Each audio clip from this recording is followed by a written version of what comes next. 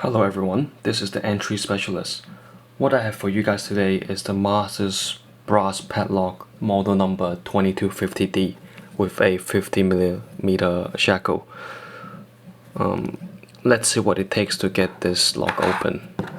I'll be using top of the keyway tension with the Peterson standard hook.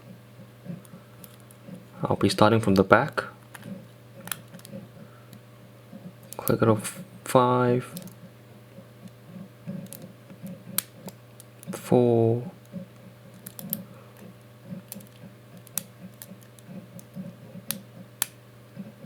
3, and it's opened. Okay, as you can see, the tolerance on this lock is probably pretty bad.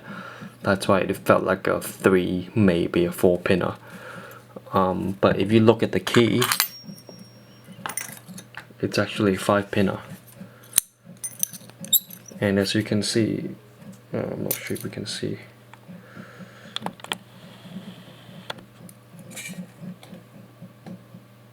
It's not using a ball bearing, so in theory you'll be able to shim this lock. It would just be a bit hard without a custom tool, but to be honest, why bother shimming it? You can just pick it this easily. So that's all I have for you guys today.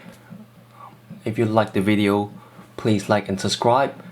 Also, feel free to comment in the commenting section on what you think about this lock. Thank you. Hope you have a nice day.